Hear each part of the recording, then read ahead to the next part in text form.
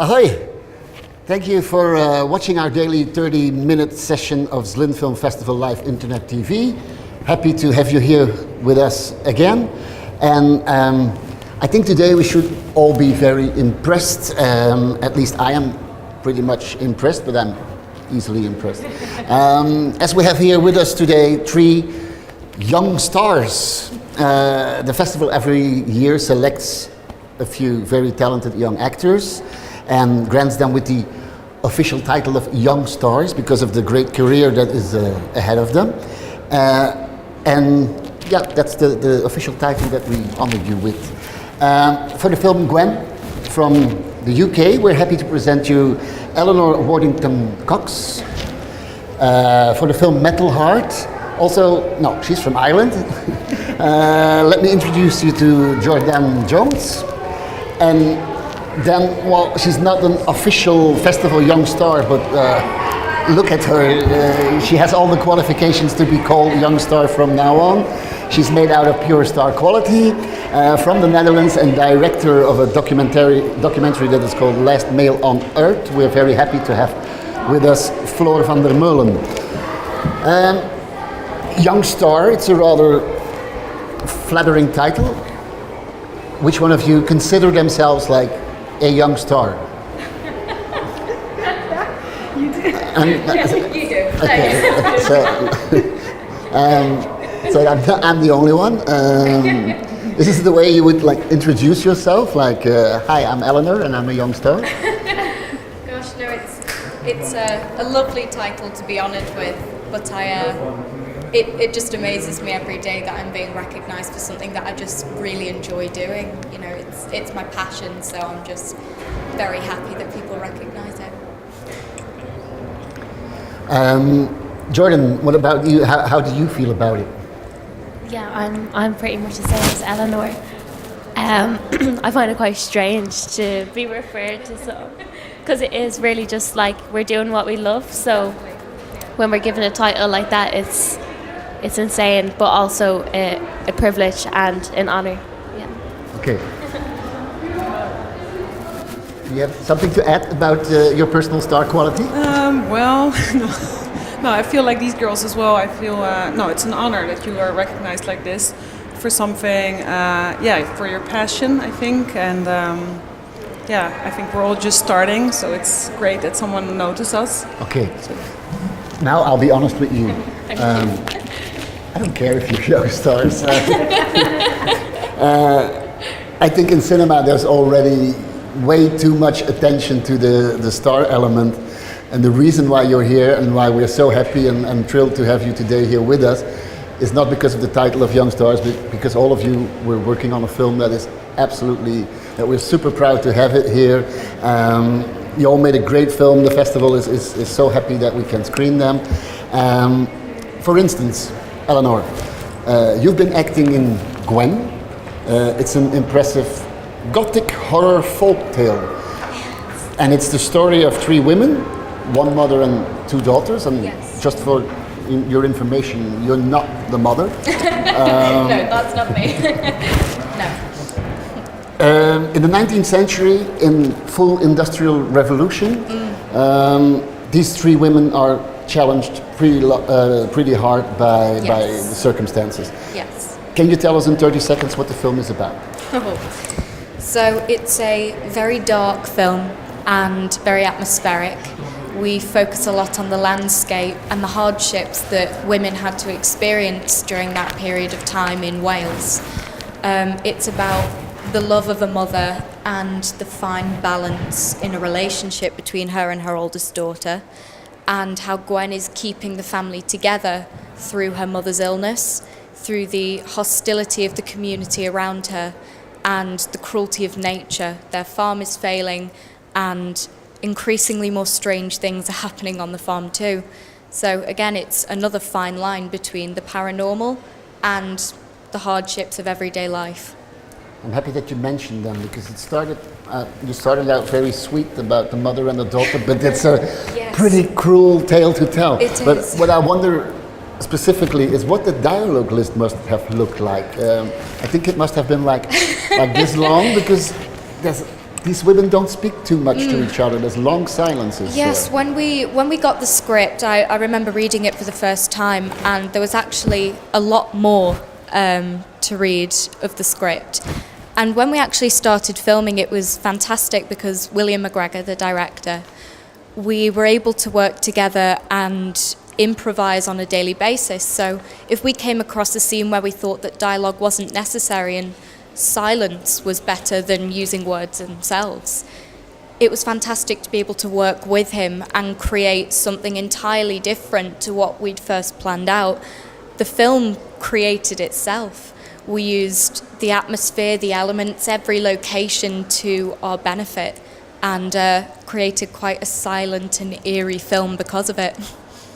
And now you make me wonder if we need dialogue in this panel. Maybe we can try it as well.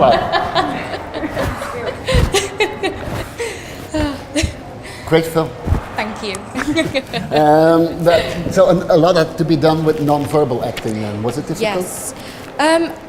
I wouldn't say it was difficult, but I really love a challenge, and the role definitely stretched me because Gwen's character goes through so many hardships. It was interesting just to see how far we could push to see what happens to this poor girl, and to be able to act that was such a privilege. So yeah. Yeah, that's what I heard from William McGregor. He said it was such a joy to work with you, as you came every day with what. That's what I'm quoting him now. She came every day on the set with an infectious smile. Can you show us what an infectious smile looks like? No. I think my work ethos is that the crew are working so hard, and we had to deal with unbelievable conditions. We had snowstorms and hail and rain and the worst winds and gales. So when the crew are stood outside and they're having to do this all day, every day, we were lucky. The actors, they get 15-minute breaks here, there and everywhere, but the crew are doing it constantly. So my first thing in the morning is, who needs a cup of tea? Who's okay? Can I help? Because I'm just so incredibly lucky. You can't help but come in a morning with a smile on your face. So, yeah. You already mentioned it. I think what is very remarkable about this film is that there is not a single shot of a blue sky. It's always grey, it's rainy, it's stormy, which perfectly fits like the atmosphere of the story. But when I was hearing William telling about the shooting, I'm sure you can come up with stories and anecdotes that are all about stormy weather. Yeah, we had a few occasions where the rain was so intense that whole locations would be completely flooded, and we'd have to wait weeks to reshoot because we just didn't have the time. There was a particular occasion when we were filming a scene indoors, and outside there was this huge blizzard. We'd never seen anything like it, and we said, right, stop filming. Let's go outside and film a scene there because the weather is just so fantastic. So we filmed this scene where I'm in a nightgown and I have a lantern, and it's just this swirling blizzard outside, but there's no special effects. It is just the elements themselves. And Will and I talk a lot about the fact that the landscape is probably the main character in the film when we really get down to it, because it just made the atmosphere so much better. It was filmed in a region that really exists, but to me it sounded like something that came out of Game of Thrones. It's called Snowdonia. It's Snowdonia, yes, and we were based in a village called Bethesda nearby. So it's a very regional accent, and we did a lot of research about the very specific area that the film is set. But it's a microclimate in itself because you get such extreme conditions. We were on the side of mountains, so... I was mainly worried. Yeah. I should confess that while I was watching the film, like for 30 seconds, I was totally out of the story. You lost me there because the only thing I was worried about is, what about their shoes? It was like 10 centimeters of mud at least over the set. Wherever you watch, it's like mud. Jodie, who plays my little sister in the film, she's so small that we often had to just carry her over our shoulder through the mud because she was so small. We didn't want to lose her. You know, we lost quite a lot of stuff in the mud, and I mean, it was hard, but we coped. Definitely very happy that they dragged you out of the mud and brought you all the way to Zlín. There's one last question I want to ask you. There's quite a large number of dead species in this film. I remember lots of dead sheep. It's not really a spoiler alert now, but there's dead sheep, there's a dead horse, there's a dead chicken.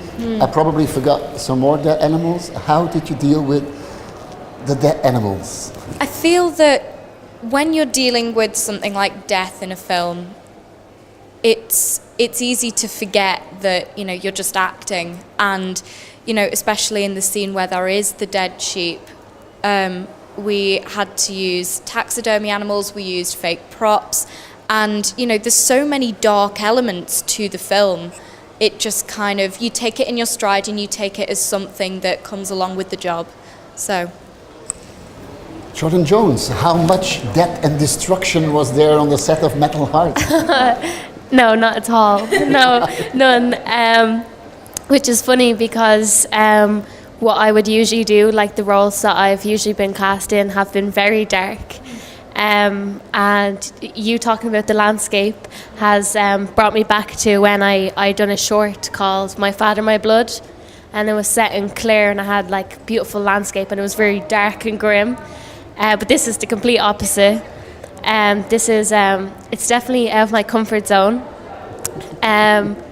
But it is a coming-of-age film targeted towards young teens about two twin sisters who are very, very different in style and in their way of life and the way you're thinking. At least something that both films have in common is the word gothic. Gothic, yeah. Because your character in this film is her dress code. I would describe as gothic. Oh, that was so fun. Yeah, that was incredible. And you get away with it so well. Oh, thank you. No, it's funny because I would have actually dressed like that. I toned it down quite a bit in the last few years. But when I went to my audition, I was wearing my Nirvana top. And not on purpose, I just, threw on whatever and went to my audition. They were like, "You're wearing a Nirvana top. Oh, I see you're like really like, getting into the role of Emma and she loves bands." And I was like, yeah, sure. Yeah, so, yeah. But you might be useful to tell us a little bit more what the story is about. You told us it's about two twin sisters that are very different than what is happening in their life.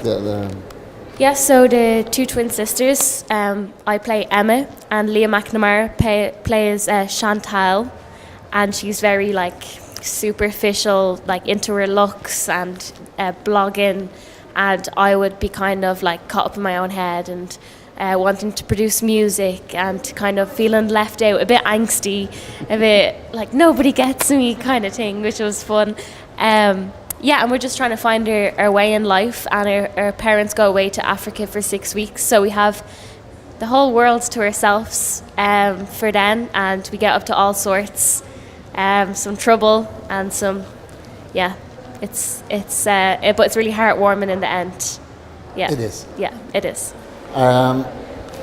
All sorts of trouble, you say, but what actually happening, I think, is that the girls are trying out different versions of themselves. I can be like this, I can be like that. Yeah. Which one suits me most? Is that something you as teenagers, no, something that you as young people can like relate to? Is this a phase that everyone? I can tell you about the phases I was in when I was a teenager. Like that's why I don't like to call them phases, because I feel like you said, they're all versions of me, and they just get to shine at their own time. And that was like Emma and Chantal. That was really nice to do, because obviously I was 16 when I filmed it, so I was full of angst and had an attitude, and so I really just got, it was like an outlet. So when I went home, I was very well behaved. But so we were just, it's kind of, that's really what the film is based around, me and Chantal trying to find our way, but then realizing that there is really no specific way or route that we should be going down, and we just encourage each other to embrace ourselves and to express ourselves and to be authentic. And but it comes across as conflict between the two when they encourage each other to challenge themselves, and then in the end they realize that this isn't something they can do it in a more positive way. They can embrace each other and not push each other too hard. Right? Yeah. In all these different phases that you're trying out, all these different identities, did you use different types of acting as well, or was it just Emma all the way? So I wanted to stay true to Emma, and I was a bit wary about because Emma is in dark clothes, she's gothic, she's alternative, she's different, and there is that kind of stigma around people, they're going through a phase, they're not in reality or whatever.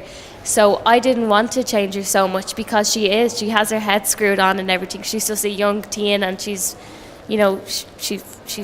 just learning and she's exploring. So I really didn't want to change her so much, because she's fine. She's great. Yeah. I really appreciate that. Oh. I think that's a really nice thing to do. I have 3 or 5 older siblings, and I remember when I was a teenager really trying very hard, what could be my right identity. Yeah. And whatever I did, I had these 5 older siblings that said, yeah, you'll grow out of it. We've been there. And I hated it so much, because it was the most important thing on earth for me to be punk or hippie or whatever. Exactly. And I hated it when they said, been there, done that. No, it is sad. Because, people, I always found the most creative people, always explore different styles and different ways of holding themselves, different ways of living, and I think it's beautiful to watch. So, but sometimes people can think you're living in fantasy land. So I really didn't want to portray Emma that way, she's after coming out of her little phase, she's all good now, she's going to get a job, and no, she's going to work on her band. I think what really defines creative people, what really defines them, is how they wear their earrings. And I now have a challenge for the camera people here, because we've seen Jordan already 3 times, and 3 times she was wearing very different and very spectacular earrings. Is there a story behind the earring collection? Let me think. No, I just love cool earrings. We have this place called George's Arcade in Dublin City, and it's been there for years and years and years, and they have loads of cool piercings and earrings, and I kind of fell in love with the place. I just thought it was so cool. They have loads of vintage shops, and I'm really into reusing clothing and selling it on, and not selling it on, swapping and stuff, and they do all that there, and that's where I discovered the funkiest earrings. Okay. And I've tried to keep it up since then. But I got these here in Czech. You did? Yeah, just in H&M just across the street. You want to do a spontaneous promotion spot now for local spontaneous advertisement for local economy? H&M, get back to me. One last question. Yeah. We also see in this film how boys are searching for their identity. We come across different types of boys, men. There's a very important character is a slightly older guy who has not really matured already. Then we have a fitness dude who is not as stupid as we think when we first meet him. There's a metal kid hiding his fears under his layers of leather jackets and everything. We know it's difficult to be a girl at that age, but how is it to be a boy? Are they going through a similar process? So obviously as a girl, as a woman, I've always felt the unfairness of being pressured to be a certain way, and to fit a certain style or to think a certain way, and I've always tried to fight against it. And I think I was fighting against it for so long that I never looked at the pressures that are amongst young men, that are put on young men, because I was just so invested in me and who I was. And this film really triggered that for me, because we see Gary, who's my best friend in it. He, his dad is telling him he strips him of his Gothic clothes, and he tells him he's going to Matterson, which is a university, and he wants him to be a certain way. And I almost think like the clothes that we wear is kind of just a metaphor for, us going against the norm and the status quo and kind of individuality and but yeah, so like it definitely provoked me to think a lot more about the pressures that are amongst young men as well as girls. Thank you for being so considerate, and let me tell you one secret: it doesn't get any better when you grow older. I think I've got that now. Yeah. It will haunt us for the rest of our lives, at least some of us. Floor, your film comes with a great title. It comes with a great punchline, and it also comes with a great result. The film is called Last Male on Earth. Explaining what it is about, this film I think is pretty easy, but explaining how exactly it is done, that is not so easy. But maybe we should start by, you should start by telling us the story. Who is this last male? Yes, so it's a documentary film about the last male northern white rhinoceros on Earth. He's the last male of his subspecies. And we have a special surprise for you. We present you. That would be nice, right? It would be nice, yeah. But unfortunately, no. He passed away last year, unfortunately, so he's no longer with us. His name is Sudan, because he was born in Sudan. And the documentary is about ever since he became the last male, he sort of got stardom, I think. He became a celebrity. Everybody in the world knows about him. There's articles about him, photos. He has his own hashtag, Last Male Standing. So there's a big marketing behind it. And the film explores how we as humans deal with the fact that he is the last of his kind, and all the different aspects of like tourists coming to meet him and to have their photo taken with him, but also scientists are very determined to save the species from going extinct, and also the marketing team trying to raise awareness that he is the last and that he is the star. So it brings something out in us.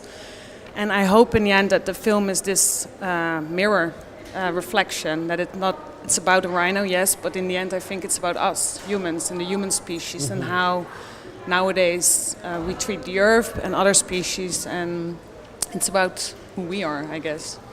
Well, the format of the film is done somehow as a kind of a diary, counting down to one specific moment in time.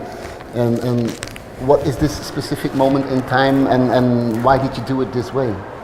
Well, when we started the film, Sudan, the rhino, was already really old, and we knew his days were numbered. And that's when, in the end, we actually came up with the idea that we actually followed his last days on Earth, and that to make it more, how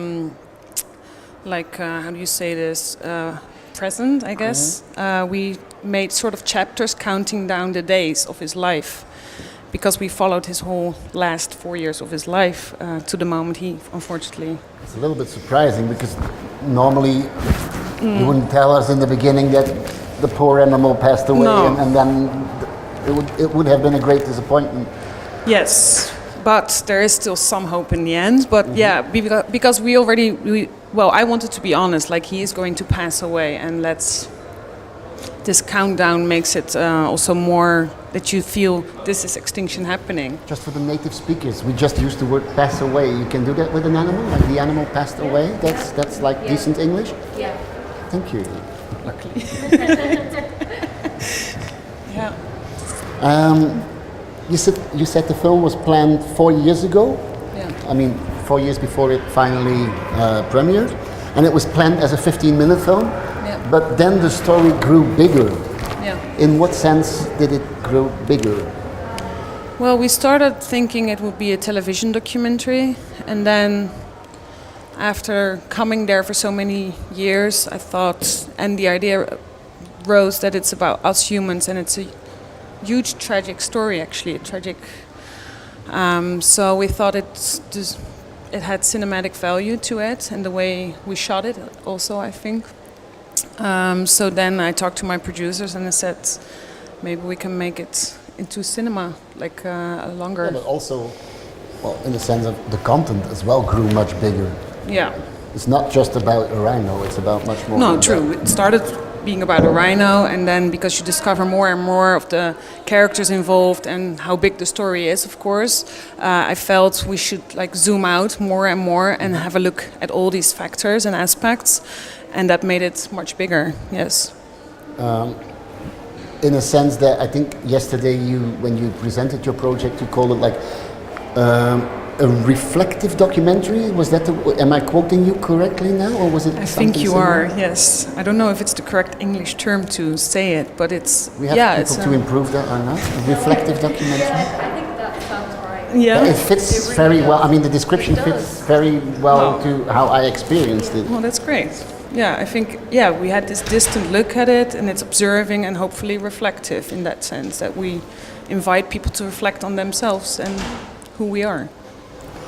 I have one more question for Floor, and then I'll be asking you to come up with interesting questions for each other. Okay? But I have one more for Floor, and that is about a very strange series of scenes in your film with people queuing to actually touch the last rhino, to touch Sudan in his dying days, which is very weird to see, but there must be an explanation behind it. No, it's there's something strange, right? Just to tell you about the context, it's not really in the wild. Eh? He's in the nature. No, he lives in a conservancy. So there's this conservancy, and they designed this endangered species tour you can go on. So tourists can buy tickets to go on this tour and have like additional information to raise awareness about endangered species. And if you go on this tour, you'll meet Sudan, and you have a chance to, because he is semi-tame, because he's been in the zoo for a very long time and then brought back to this semi-wildlife area, you can pet him and take a picture with him. So, of course, this is a paradox in a way that it's a chance of a lifetime, I think, to be next to such a huge animal, but at the same time it feels very weird to be in the wild, in his environment, coming so close. But again, I also felt like if they don't do it, nobody will know his story. So it's the paradox of living in this modern era. I think that we need this kind of tours and attention and ways to get people involved, but at the same time you feel a bit awkward about it. I didn't ask you before, but I think you petted it. Yes, I did. I'm afraid I also did it, yes. No, and it's, it's done in a very gentle way, of course, with the caretakers who tell you if it's okay or not. And also in the beginning, like I saw a picture of Sudan in the newspapers, and that's what drew me to his story and to go out there. So it works in a way that looking at extinction or the notion that he's the last is sort of attractive. It's very horrible to say, but it attracts us. And also for scientists, they get more money to save this endangered species that is so charismatic and a superstar than to save maybe insects that are also critically endangered. Yeah. That's, yeah. Thank you. Who has an interesting question for one of your colleagues? I'm sure you have something. Oh no, you guys have time to think about it. Would you mind if I ask you a question? No, we would love you to ask a question. So, have you always been interested in animal conservation? Like, what got you into this specific project? Because it's such a fascinating story. Like, it's amazing. And I love animals myself, but it's just fantastic that you've been able to tell this story. I actually haven't been in any nature documentaries or animal documentaries. It was more of my films are about human content and how the human condition, who we are nowadays. So no, it was always the idea, it's about nature and about a huge animal, but in the end, I guess it's also, again, about us. So no, it's not that I'm a biologist and into very nature documentaries. It was just that I saw this picture in the newspaper that got my attention, and then all of a sudden, 4 years later, I made this film. Yes. Incredible. Yeah, thank you. So, yeah. Oh my God. I have No time to. My head is so empty. No, but actually, I don't think we really have time for any more questions. I would suggest to both of you to at least show the audience your shoes, because you're wearing both a pair of remarkable shoes. Also bought in Czech Republic? Also bought in Czech Republic? No, not in Czech Republic. No. Okay. Thank you so much for being here with us. Thank you for watching our daily program. Come up with suggestions for tomorrow. It was great to have you here. See you tomorrow. Ahoy!